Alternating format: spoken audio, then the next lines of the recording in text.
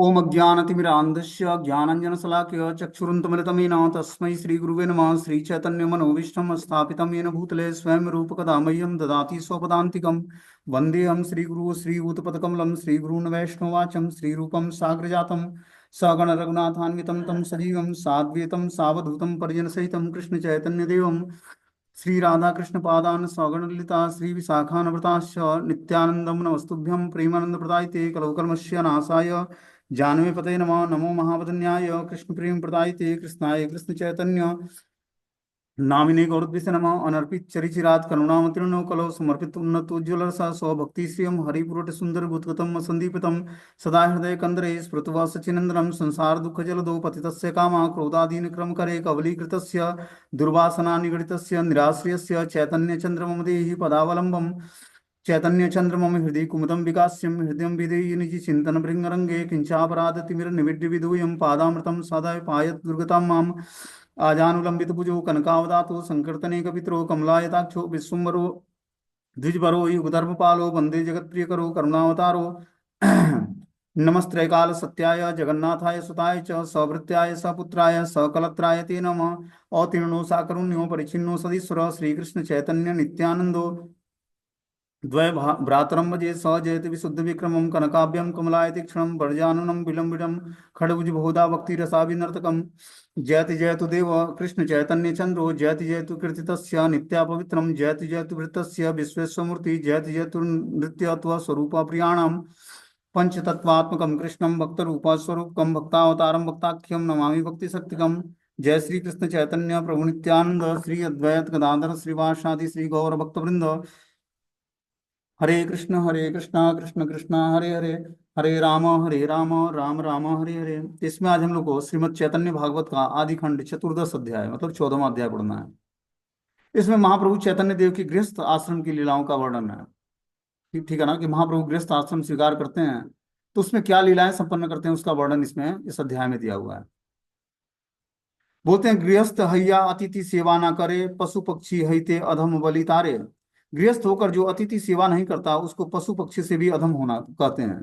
और जो कोई व्यक्ति गृहस्थ आश्रम में है और अतिथि सेवा, अतिथि किसको बोलते हैं जो बिना बताए आ जाए, बिना अतिथि के मतलब उसका डेट डिसाइड ना हो और घर पे आ गया, उसकी आप सेवा कर दोगे तो महान फल मिलता है उससे। जो बिना बताए घर पे आ गया बिना टाइम और बिना समय के, उसकी आपने सेवा कर दी कुछ, उससे भगवान बहुत ही प्रसन्न हो जाते हैं। गृहस्थों का धर्म है अतिथि सत्कार करना। बोलते हैं कि यार वाना थाके किछु पूर्वादृष्ट दोषे से तृण जल भूमि दिव्य का संतोषे। पूर्व भाग्य दोष से जिसके यहाँ कुछ भी ना हो तो भी वह प्रसन्नता पूर्वक आसन भूमि और जल दे। मान लो कि कोई अतिथि आ जाता है, अतिथि मतलब बिना तिथि बताए आ जाना, बिना फोन कॉल किया आ गया कोई, तो आप अगर, प्रभु जी दोबारा बोलिए क्या कह रहे हैं। हाँ बोल रहा हूँ कि बिना कोई बताए आ जाता है आपके घर पे अतिथि, मतलब जो बिना तिथि उसका डिसाइड नहीं कि कब आएगा। अच्छा, मुझे अदिति सुनाई दिया। सॉरी सॉरी प्रभु जी। अदिति नहीं, अतिथि। तो बोलते हैं कि जो बिना बताए आ जाए, ठीक है ना, उसका जो हम उसको, हमारे घर में कुछ भी नहीं है, पूर्व भाग्य दोष से जिसके वहां कुछ भी ना हो वो भी प्रसन्नता पूर्वक आसन दे बैठने को और जल दे उसको। तृणानि भूमि रुदक्य वाक्य चतुर्थी च सीनृताम एतान्यपि सताम गेहे नोच्छिदन्ते कदाचन।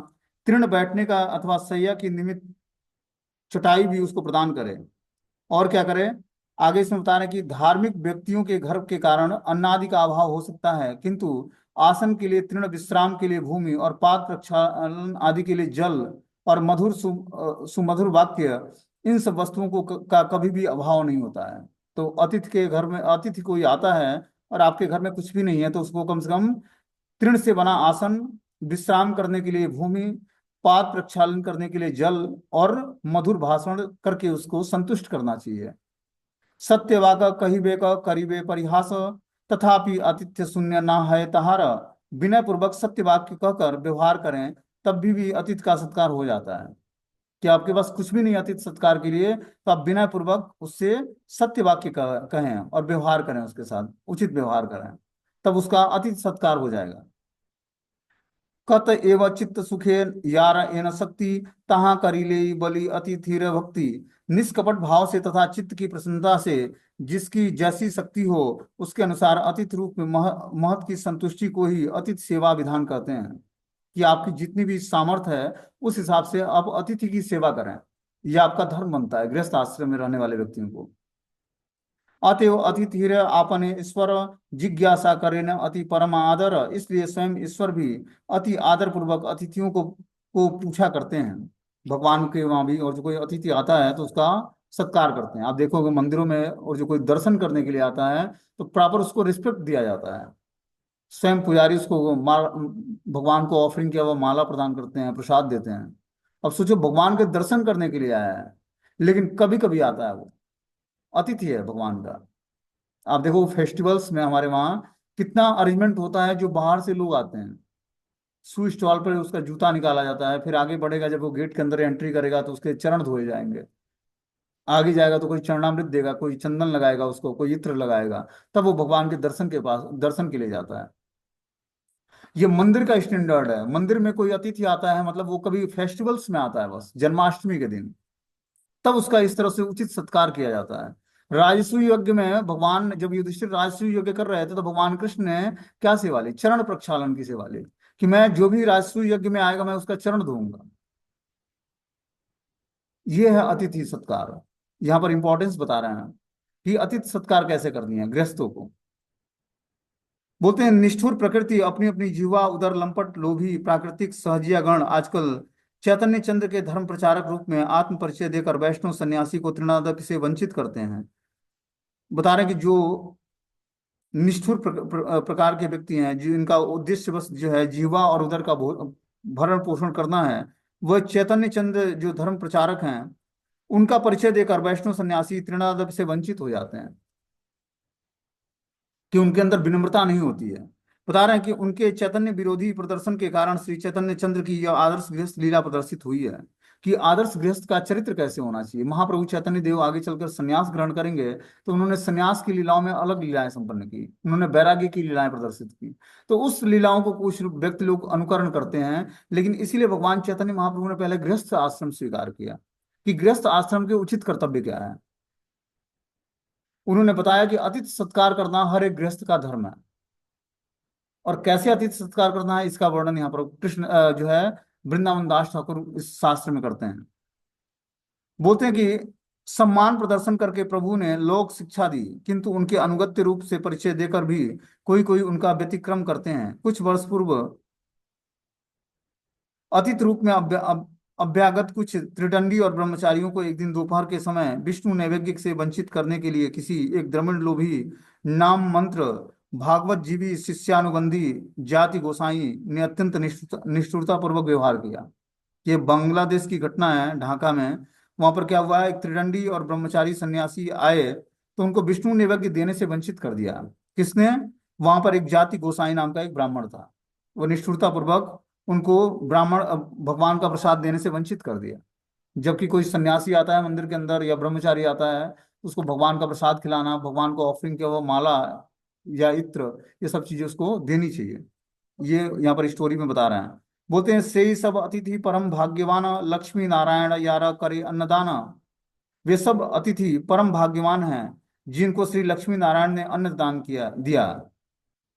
जो सब प्राकृतिक अतिथि प्राकृतिक गृहस्थ के निकट ग्राहक सूत्र से अन्न आदि प्राप्त करते हैं, उनकी अपेक्षा उन्होंने जिन्होंने अतिथि रूप में श्री नवदीप धाम योगपीठ में श्री लक्ष्मी नारायण से अन्न प्रदान प्राप्त किया, वे ही अनंत कोटि गुना अधिकतर भाग्यवंत हैं। क्या बोलते हैं? जो सब प्राकृतिक अतिथि प्राकृतिक गृहस्थ के निकट ग्राहक सूत्र से अन्न आदि प्राप्त करते हैं, ठीक है ना।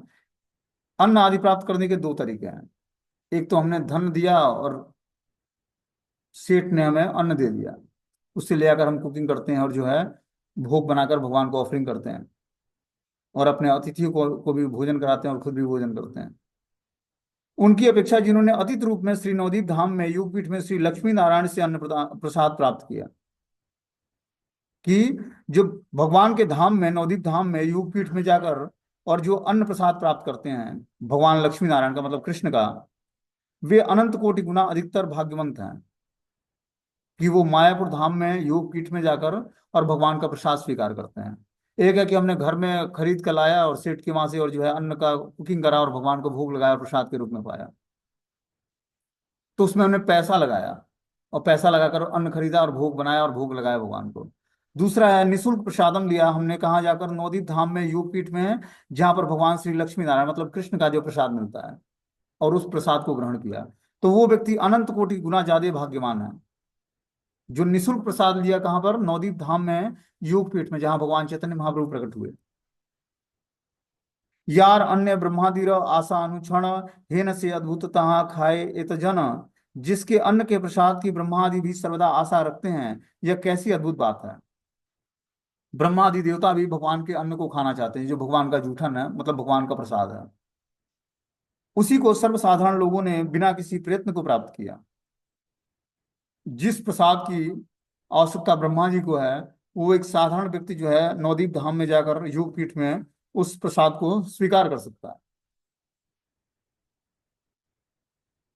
बोलते हैं कि केह कह इतो मध्य के हे अन्य कथा, से अन्यरा योग्य अन्य ना है सर्वथा, ब्रह्मा शिव सुख व्यास नारद आदि करी, सुर सिद्ध आदि यत स्वच्छंद बिहारी, लक्ष्मी नारायण अवतीर्ण नवदीपे, जानी सबे आई से न भिक्षु केर रूपे, अन्यथा से स्थाने याई वार शक्तिकार, ब्रह्मा आदि बिना की से अन्न पाए आर। कोई कोई इसमें एक अन्य कथा कहते हैं कि यह अन्न के योग्य अन्य मनुष्य कदापि नहीं हो सकते हैं। जो वो भगवत प्रसाद है मायापुर के योगपीठ में जो मिलता है, उसमें साधारण व्यक्ति का पार्टिसिपेशन नहीं हो सकता। बोलते हैं कि उस अन्न के योग्य अन्य मनुष्य कदापि नहीं है। जो ब्रह्मा शिव सुख व्यास और नारद आदि से लेकर देवता और सिद्ध पुरुष आदि तक जितने स्वच्छंद विचरण करने वाले हैं, वे सब नवदीप में श्री लक्ष्मी नारायण को अवतीर्ण हुआ जानकर भिक्षुक के रूप में आते हैं, और वहां जाने की शक्ति किसी की और की नहीं है। ब्रह्मा आदि के बिना अन्य पुरुष उस अन्न को कैसे प्राप्त कर सकते हैं? इतना सर्वोपरि अन्न है वो। जहाँ स्वयं भगवान चैतन्य महाप्रभु प्रकट होते हैं नवदीप धाम में, उस धाम में कोई प्रसाद खा ले तो बोलते हैं उस प्रसाद पर हक किसका है? ब्रह्मा शिव सुखदेव गोस्वामी व्यास और नारद आदि का। तो प्रसाद के इंपॉर्टेंस को बता रहे हैं कि उस धाम में प्रसाद खाना कितना इंपॉर्टेंट है।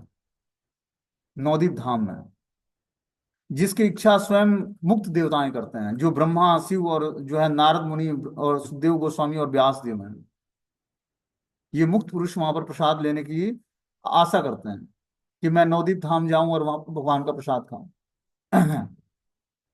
बोलते हैं क्या बोले दुखी तेरा तारी ते अवतार, सर्व मते दुखी तेरा करे न निस्तार। कोई कहता है कि यह अवतार दुखियों को निस्तार के लिए हुआ है, इसलिए प्रभु सब प्रकार के दुखियों का निस्तार करते हैं। कुछ लोगों का कहना है कि भगवान चैतन्य महाप्रभु का अवतार दुखियों के निस्तार के लिए हुआ है, कि जो दुखी व्यक्ति है उसको उसको निस्तारित करने के लिए, मतलब उसको उसके दुखों को खत्म करने के लिए भगवान का अवतार हुआ है। कोई कोई कहता है कि योग ऐश्वर्यशाली ब्रह्मादि देवता तथा नारद आदि ऋषि ने भी अतिथि का रूप तथा वेश धारण करके भगवान श्री गौर नारायण के घर अन्न प्रसाद प्राप्त करने का सौभाग्य प्राप्त किया। तो जब भगवान गौरांग महाप्रभु प्रकट हुए थे, तो ब्रह्मा नारद आदि देवता भी अतिथि ब्राह्मण के रूप में वेश धारण करते और गौर नारायण के घर में अन्न प्रसाद ग्रहण करते। भगवान गौरांग महाप्रभु के घर में सची माता के हाथ से बना हुआ भोजन स्वीकार करने के लिए ब्राह्मण का वेश धारण करते। कौन? ब्रह्मा और नारद आदि देवता। उनको छोड़कर और किसी साधारण मृत जीव में अतिथि रूप में साक्षात भगवान के भवन में उनका अनुग्रह पाने की सामर्थ्य किसमें है? कि जो बड़े बड़े देवता हैं ब्रह्मा और नारद, उनको छोड़ दिया है तो किसमें सामर्थ्य है जो भगवान के वहां जाकर खुद जो है रंध्र किया हुआ भोजन स्वीकार करेगा? साधारण जीवात्मा के बस का तो है नहीं। सब प्रकार के दुखार्त व्यक्तियों का दुख से परित्राण करने के लिए लक्ष्मी नारायण का इस युग में लक्ष्मी गौर रूप में अवतरण हुआ। वे परम दयामय रूप से पात्र अपात्र योग्यता का विचार न करके अतिथि रूप में सभी को अन्न आदि प्रसाद द्वारा अनुग्रह वितरण करते हैं। बताते हैं कि जो महाप्रभु चैतन्य देव का अवतार है, वो अतिथि को क्या करते हैं? अन्न आदि प्रसाद का अनुग्रह वितरण करते हैं, मतलब उन पर कृपा करके और भगवान का प्रसाद वितरण करते हैं। तो उस प्रसाद से हम सबको वंचित नहीं होना जो महाप्रभु के द्वारा हमें प्रसाद मिला है। क्या? नाम रूपी प्रसाद। महाप्रभु चैतन्य देव हमें नाम रूपी प्रसाद देते हैं, भगवान कृष्ण का नाम हमें प्रदान करते हैं। बोलते हैं ब्रह्मा आदि देव यार अंग प्रति अंग सर्वथा तहार ईश्वरेर नित्य संग। ब्रह्मा आदि देवता तो उनके अंग प्रत्यंग हैं, वे तो सर्वदा ईश्वर के नित्य संगी हैं। तो ब्रह्मा आदि देवता जो हैं, जो सृष्टि का संचालन देखते हैं, वो भगवान के अंग प्रत्यंग हैं, वो नित्य ही भगवान ईश्वर के नित्य संगी हैं। तथापि प्रतिज्ञा तान यही अवतारे ब्रह्मादि दुर्लभ दिमु सकल जीवेर। तथापि प्रभु की इस अवतार में यह प्रतिज्ञा है कि मैं ब्रह्मा आदि के लिए भी अपर्याप्त वस्तु प्राणी मात्र को प्रदान करूंगा। यहाँ पर महाप्रभु का आशीर्वाद है कि जो ब्रह्मा आदि को भी अप्राप्य वस्तु है, ये महामंत्र जो है ब्रह्मा आदि को भी जपने की का चांस नहीं मिलता है, जो हम लोगों को मिला हुआ है। क्योंकि जो कृष्ण भक्ति है उस मृत लोक में आसान है, और सब लोकों में ये भगवान की भक्ति इतनी आसान नहीं है जितना इस मृत लोक में आसान है, कि हम परिवार में रहते हुए भगवान का भजन कर सकते हैं, सब कुछ खाते पीते मौज मस्ती करते हुए हरि नाम जप कर सकते हैं। लेकिन ऐसी फैसिलिटी और किसी लोक में नहीं मिलती है। इसीलिए देवता भी इस मृत लोक में भारत भूमि में जन्म लेना चाहते हैं, कि हम लोग भारत भूमि में मृत लोक में जन्म लेकर और भगवान का भजन करें। क्योंकि स्वर्ग में तो बहुत सारी सुरा और सुंदरियों के बीच में वो रम जाते हैं, खो जाते हैं, लेकिन मृत लोक में ये फैसिलिटी भगवान ने दिया है, जो हम लोग को मिला हुआ है, कि हम अपने परिवार के बीच में रहते हुए महामंत्र का जाप कर सकते हैं। ये चैतन्य महाप्रभु की विशेष कृपा है हम जीवों पर। बोलते हैं कि यद्यपि ब्रह्मादि देवता भगवान के अंग प्रत्यंग के समान अति प्रिय सेवक हैं, तथापि परम करुणा गौर अवतार में उनकी अहेतुकी की करुणा की विशेषता यह है कि वे ब्रह्मादि महाधिकारी देव श्रेष्ठों को भी दुष्प्राप्य भगवत प्रसाद इस कलयुग में सभी जीवों को उनकी योग्यता और अयोग्यता का विचार न करके, अर्थात अधिकार निर्विशेष से उनको उनके उद्धार के निमित्त वितरण करते हैं। महाप्रभु चैतन्य देव ने महामंत्र का वितरण किया तो योग्यता और अयोग्यता नहीं देखी कि क्या इसके अंदर क्वालिफिकेशन है महामंत्र जाप करने की या नहीं है। सबको समान रूप से उन्होंने कृष्ण प्रेम का वितरण किया। इसीलिए कलयुग के जीवों का उद्धार का साधन क्या है? भगवान चैतन्य और नित्यानंद प्रभु की शरण ग्रहण करना। कृष्ण की कृपा तो बहुत ही रेयर व्यक्ति को मिलती है, जब वो सर्वधर्मान परित्यज्य मामेकम शरणं व्रज अहं त्वं सर्व पापेभ्यो मोक्षयिष्यामि मा शुच। हे अर्जुन, समस्त धर्मों का परित्याग करके मेरे पास आओ, तब मैं तुम्हें समस्त पाप कर्मों से मुक्त करूंगा। ऐसा कौन करेगा? समस्त धर्मों का को त्याग करके और भगवान कृष्ण की शरण कौन ग्रहण करेगा? लेकिन महाप्रभु चैतन्य देव ने ऐसा नहीं किया। क्या किया उन्होंने? नमो महाबदन्याय कृष्ण प्रेम प्रदाय थे। इतने महाबदन्याय अवतार हैं कि सबको उन्होंने कृष्ण प्रेम प्रदान किया। तो कलयुग में कृष्ण प्रेम प्राप्त करना है, राधा रानी और कृष्ण के चरण कमलों की प्राप्ति करनी है, तो महाप्रभु चैतन्य देव की शरण ग्रहण करनी है। उनकी कृपा से ही हमें राधा कृष्ण का प्रेम प्राप्त होगा। महाप्रभु कैसे कृपा का वितरण करते हैं? इस संकीर्तन मूवमेंट के कारण। संकीर्तन मूवमेंट में जब हम पार्टिसिपेट करेंगे, भगवान के नाम का कीर्तन करेंगे, कैसे? संघ में, भक्तों के संघ में जब नाम संकीर्तन करेंगे तो उससे धीरे धीरे हम राधा कृष्ण के प्रेम को प्राप्त कर पाएंगे। ये महाप्रभु ने कलयुग के जीवों के लिए वरदान दिया कि जो भी नाम संकीर्तन करेगा, किसमें? भक्तों के संग में, उसको धीरे धीरे कृष्ण प्रेम प्राप्त होगा। आगे बता रहे हैं कि एकेश्वर लक्ष्मी देवी करे न रंधन तथापि वह परम आनंद युक्त मन। यद्यपि लक्ष्मी देवी अकेले ही रसोई बनाती हैं, तथापि उनका मन परम संतुष्ट रहता है। जो नारायण के लिए भोग बनता है उसमें बस मात्र लक्ष्मी देवी ही कुकिंग करती हैं। लक्ष्मी र चरित्र देखी सची भाग्यवती दंडे दंडे आनंद विशेष बाड़े अति। लक्ष्मी देवी के सुचरित्र को देखकर भाग्यवती सची देवी का आनंद पल पल में विशेष रूप से बढ़ता था। लक्ष्मी देवी, लक्ष्मी प्रिया, ये भगवान चैतन्य महाप्रभु की पत्नी का नाम है, ठीक है ना? तो महाप्रभु अभी गृहस्थ के रोल में है। तो लक्ष्मी प्रिया क्या करती? भगवान गौर नारायण के लिए भोग बनाती। ये घटना देखकर सची माता आनंद से पल पर उनका आनंद बढ़ता जाता। लक्ष्मी देवी सास माता के सहयोग के बिना स्वयं अकेले ही परम आनंदित मन से सबके निमित्त रसोई बनाती थी। इस प्रकार पुत्र वधू के चरित्र दर्शन से प्रति मुहूर्त सची देवी का के हृदय में आनंद वर्धित होता था। तो जब लक्ष्मी प्रिया भगवान गौरांग महाप्रभु के लिए भोग बनाती, तो उनकी माता जो थी महाप्रभु की सची माता, उनके हृदय में आनंद की वृद्धि होने लगती। उषा काले हेते लक्ष्मी यत गृह कर्म आपने करे न सब ईत तार धर्म। लक्ष्मी देवी उषा काल से घर के समस्त कार्य स्वयं करती, यही उनका धर्म था। उषा काल मतलब सूर्य उदय होने के टाइम से वो सारे कार्य स्वयं संपन्न करती, मतलब सची माता से सहयोग नहीं लेती।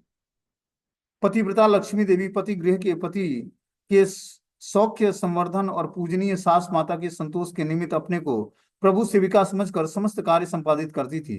प्रभु की साधर्मिणी होने से आदर्श गृहिणी रूप में श्री लक्ष्मी प्रिया उषा काल से रात तक प्रभु गृहस्थ संबंधी समस्त कार्य अपने हाथों से अकेले ही संपादित करती। कि क्या करती, अपने को वो जिम्मेदार महसूस करती कि मैं पतिव्रता स्त्री हूं, तो क्या पति का सेवा करना हमारा धर्म है। इस कारण से वो उषा काल से और रात्रि तक भगवान श्री गौर सुंदर की सेवा में अकेले ही लगी रहती, किसी से सहयोग की कामना नहीं करती। बोलते हैं देवगृह करे न ये स्वस्ति कमंडली शंख चक्र लिखे न इहात कुतूहली। गृह स्थित श्री विष्णु मंदिर में लक्ष्मी देवी आनंद पूर्वक स्वास्ति कमंडल की रचना करके उनमें शंख चक्र आदि अंकित करती। क्या करती, विष्णु मंदिर जो उनके घर में था, भगवान के घर में, चैतन्य महाप्रभु के घर में एक विष्णु मंदिर था, उसमें लक्ष्मी देवी क्या करती, लक्ष्मी प्रिया माता जो उनकी पत्नी थी, आनंद पूर्वक स्वास्तिक कमंडल की रचना करती और शंख चक्र आदि चिन्ह अंकित करती।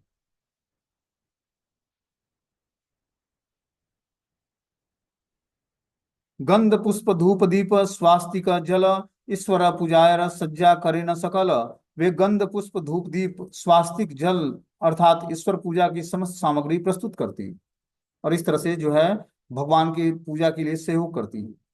तत्कालीन बांग्लादेश में ब्राह्मणों के घर में नारायण के अर्चन के लिए अर्चन की धर्मणी होने पर प्रत्येक विवाहित नारी को गंध धूप पुष्प दीप स्वास्तिक जल आदि पूजा गोचर पूजा के उपकरणों को संग्रह करने के विषय में शास्त्रीय एवं सामाजिक संपत्ति एवं अनुमोदन किया जाता है। किंतु आजकल उत्तर प्रदेश आदि में किसी किसी क्षेत्र में गौड़ ब्राह्मण समाज के विप्र निज सधर्मिणियों द्वारा स्पृश्य या सम्मानित जल तक भगवान के नैवेद्य के निमित्त ग्रहण नहीं करती हैं। बोलते हैं जो बंग देश मतलब बंगाल देश है, वहां पर माताओं का कर्म है कि वो अपने सधर्मिणी होने के कारण मतलब अपने पति की सेवा करती हैं, क्या, भगवान नारायण की सेवा में जो उनको गंध धूप दीप दीप या जल आदि चाहिए वो सारी चीजें को की व्यवस्था करती हैं वो। हमने क्या बताया था कि जैसे मान लो कि गृहस्थ आश्रम में पत्नी और पति पति दोनों भक्त हैं, तो जो डायरेक्टली भगवान को ऑफरिंग होती है वो पति करेगा और पत्नी बैक सपोर्ट में उसके लिए भोग बनाएगी या जो है आरती का प्लेट लगाएगी, लेकिन जो भगवान को डायरेक्टली ऑफरिंग होता है वो पुरुष वर्ग करेंगे। और पता लगे कि घर में एक ही भक्त है, माता भक्त है, पिताजी पुरुष भक्त नहीं है, तो उस केस में तो चलो अब माता जी को ही आरती करनी पड़ेगी।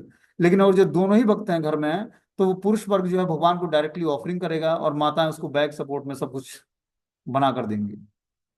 जैसे भोग की आरती लगानी, भोग की थाली लगानी है या आरती की थाली लगानी है या भोग बनाना है या भगवान के लिए चंदन घिसना है, तुलसी अरेंज करना है, फूल की माला बनानी है, ये सारी चीजें अरेंज करके वो अपने हस्बैंड को देंगी और हस्बैंड भगवान को ऑफरिंग करेंगे। ये मेथड है भक्ति का कि जो भगवान को डायरेक्टली ऑफरिंग होती है वो पुरुष वर्ग करेगा और माताएं उसका बैक सपोर्ट करेंगी। वही यहाँ पर बताया जा रहा है कि जो है जो लक्ष्मी प्रिया माता थी, भगवान गौरांग महाप्रभु जब विष्णु आराधना करते तो गंध पुष्प दीप धूप दीप आदि सब जो है जल आदि औपचारिक रूप से सब कुछ उनको प्रदान करती। बोलते हैं, निर्वधि तुलसी र करेना सेवन ततो अधिक सचीर सेवाए तारमन। वे निरंतर तुलसी सेवा करती रहती परंतु उससे भी अधिक सची माता की सेवा में उनका मन लगता है। बोलते हैं वो निरंतर जो लक्ष्मी प्रिया माता थी वो निरंतर तुलसी जी की सेवा करती परंतु उनका जो मन था वो ज्यादा से ज्यादा सच्ची माता की सेवा में लगता है, जो उनकी सास थी उनकी वो सेवा करते हैं। बोलते हैं विष्णु के अर्चकों में भगवत सेवा के उपायन समूह में अनंतम तदीय ज्ञान से तुलसी देवी की समाधिक आदर विहित है। कि जो विष्णु सेवा या विष्णु की अर्चना करना चाहते हैं, भगवान कृष्ण की अर्चना करना चाहते हैं, तो उनकी सेवा से ज्यादा अच्छी सेवा क्या है, तुलसी देवी की सेवा करना। और जब हम तुलसी देवी की सेवा करेंगे तो सामूहिक रूप से जो है भगवान को हम प्रसन्न कर पाएंगे। भगवान की अर्चन करने से ज्यादा प्रॉफिटेबल है तुलसी जी की सेवा करना, भगवान की तदीय वस्तु की सेवा। तदीय वस्तु क्या होती है, जो भगवान से संबंधित वस्तु है, जैसे गाय ब्राह्मण वैष्णव तुलसी गंगा यमुना धाम, इन सब की सेवा करके हम भगवान को ज्यादा प्रसन्न कर पाएंगे। जैसे मान लो कि भगवान की हम डायरेक्टली सेवा करने के लिए पहले तो हमारे अंदर प्योरिटी होनी चाहिए, ठीक है ना। उसके बाद पंक्चुअलिटी होनी चाहिए, तभी हम भगवान की अच्छे तरीके से सेवा कर पाएंगे। लेकिन जो तदीय वस्तु है ये आपको शुद्ध कर देगा, आपके पास प्योरिटी है या नहीं है, आपको ये शुद्ध कर देगा, ठीक है ना। अब मान लो कि कोई डायरेक्टली भगवान की सेवा करता है, तो कुछ गलती वो तो भगवान बोलेंगे नहीं, भले उसको सेवा अपराध लगे हुए एक अलग बात है, लेकिन भगवान कुछ बोलेंगे नहीं। अब मान लो कि भोजन बना के भगवान के सामने प्रस्तुत करता है, नमक डालना भूल गया, तो ठाकुर जी ये थोड़ी नहीं बोले कि नमक लेके आ। लेकिन अगर जो मान लो कि भक्त की सेवा में वो प्रस्तुत करता है भोजन को बनाकर, तो वो भक्त बोलेगा कि इसमें आपने नमक नहीं मिलाया है, आप नमक दीजिए मुझे। तो भक्त तो बोलेगा, भगवान तो बोलेंगे नहीं, भगवान तो स्वीकार कर लेंगे। आपका भाव वो स्वीकार करते हैं, किस भाव से आपने भोजन बनाया। इसीलिए भक्तों की सेवा से ज्यादा शुद्धिकरण होता है जीवात्मा का। इसलिए भगवान की तदीय वस्तु की सेवा, यहाँ पर बता रहे हैं तुलसी जी की सेवा भगवान की सेवा से ज्यादा इंपॉर्टेंट है। लक्ष्मी प्रिया देवी तुलसी सेवा की अपेक्षा गौर जननी अपनी सास माता सची माता की सेवा अधिक क्षण संलग्न रहती थी, जो एक साथ में तुलसी वृक्ष और दूसरे हाथ में मादक द्रव्य धूम्रकूट पान के अनुसंधानिक अनुसांगिक यंत्रादि लेकर आचार्य का ढोंग प्रदर्शित करते हैं। उनके पक्ष में गौर रमा लक्ष्मी प्रिया देवी की आदर्श तुलसी सेवा लीला का सुष्ठ भाव से अनुसरण कर्तव्य है। कि कुछ लोग ऐसे होते हैं जो मादक द्रव्य सेवन करते हैं, धूम्रपान करते हैं और एक हाथ से तुलसी महारानी की सेवा करते हैं। ये बहुत बड़ा अपराध है तुलसी महारानी की सेवा में, ठीक है ना। तुलसी महारानी की सेवा करने के लिए हमें बहुत ही पवित्रता धारण करनी पड़ेगी, क्योंकि स्वयं भगवान को ऑफरिंग होती है तुलसी माता, और भगवान की पटरानी है वो, श्रीमती राधा रानी का से अभिन्न है तुलसी महारानी, ठीक है ना। स्वयं भगवान कृष्ण को ऑफरिंग हो, मतलब उनके बिना भगवान भोग स्वीकार नहीं करते हैं, इतना इंपॉर्टेंट है तुलसी महारानी। और स्वयं ब्रज के लीलाओं में वो वृंदा देवी के रूप में कार्य करती हैं। उनके बिना आदेश के, उनके आशीर्वाद के कोई ब्रज धाम की लीलाओं में पार्टिसिपेशन नहीं पा सकता वृंदा देवी के आज्ञा के अनुसार। और जो उनकी आज्ञा ना हो तो कोई ब्रज लीला में पार्टिसिपेशन नहीं पा सकता है, ब्रज में एंट्री नहीं कर सकता है। तो इसलिए हमें तुलसी महारानी की सेवा करने का यहाँ पर आदेश दे रहे हैं।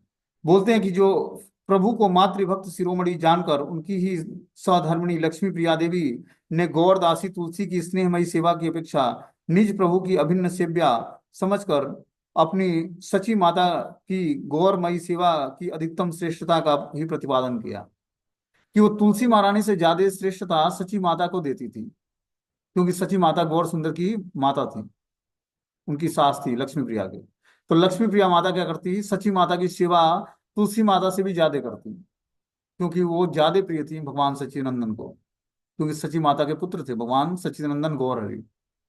इस तरह से लक्ष्मी प्रिया ने एक आदर्श प्रस्तुत किया कि किस तरह हमें परिवार के सदस्यों में जो श्रेष्ठ व्यक्ति हो उसकी सेवा भी हमें करनी चाहिए। आगे भी इसमें बता रहे हैं कि लक्ष्मी र चरित्र देखी श्री गौर सुंदर मुखे किछु ना बले न संतोष अंतर। लक्ष्मी देवी की चरित्र को देखकर श्री गौर सुंदर मुख से कुछ भी नहीं कहते थे, परंतु वे मन ही मन बड़े प्रसन्न होते थे। अब मान लो कि कोई बहू हो और घर में सास की सेवा करती हो, तो ऑटोमेटिक रूप से उसका पति प्रसन्न हो जाएगा। वही कार्य जो है यहाँ पर लक्ष्मी प्रिया माता माता सची की सेवा करती, और वो देखकर भगवान गौरांग महाप्रभु बहुत ही प्रसन्न होते हैं कि लक्ष्मी प्रिया हमारी माता की सेवा में जुड़ी हुई है। बोलते हैं तुलसी सेवा की अपेक्षा अपनी जननी की सेवा से लक्ष्मी देवी की अधिकतर निष्ठा और व्यग्रता का दर्शन करके प्रभु ने मन ही मन उनका अनुमोदन करके यथेष्ट आनंद प्राप्त किया, कि ये सची देवी की सेवा करती है, मतलब हमारे माता की सेवा करके करती, तो भगवान बहुत ही प्रसन्न होते उससे, लक्ष्मी प्रिया की सेवा से। बोलते हैं प्रकट में बाहर से सामाजिक विधि या लज्जा के कारण पत्नी के कार्य की प्रशंसा न करके करने पर भी लक्ष्मी देवी के विष्णु पूजो उपकार संग्रह तुलसी सेवा शुद्ध सत्वमयी निज जननी की सेवा आदि भगवत कार्यों से उनके प्रति प्रभु की अकृत्रिम हार्दिक कृपा लक्षित हुई है। कि माता को देखते, जब वो लक्ष्मी प्रिया को देखते हैं सची माता की सेवा करते हुए, तो तुलसी की सेवा करते हुए जो आनंद प्राप्त करते महाप्रभु चैतन्य देव, उससे कहीं ज्यादा प्रसन्न होते हैं अपनी सची माता की सेवा को देखकर, उनकी सेवा करते हुए देखकर लक्ष्मी प्रिया को, और उनको आशीर्वाद प्रदान करते हैं। आगे इसमें बता रहे हैं कि कौन दिन लक्ष्मी लय प्रभुर चरण बसिया थाके न पद तले अनुक्षण। किसी किसी दिन लक्ष्मी देवी बहुत देर तक प्रभु के श्री चरणों में बैठकर उनकी चरण सेवा करती थी। गौर दास से सेवा परायण लक्ष्मी प्रिया देवी जगत में गौर नारायण के चरणों की सेवा का ऐश्वर्य और उनकी महिमा बताने के लिए ही बहुत देर तक गौर सेविका की लीला प्रदर्शित करके प्रभु के पाद पद्मों को धारण करती और उनके पद तल में अवस्थित रहती थी। इस तरह से लक्ष्मी प्रिया भगवान गौरांग महाप्रभु के चरणों की सेवा करती और महाप्रभु बहुत ही प्रसन्न रहते अपनी पत्नी लक्ष्मी प्रिया से। ठीक है ना। अब आगे की लीला हम लोग कल पढ़ेंगे, ये मीटिंग क्लोज हो जाएगा। कोई क्वेश्चन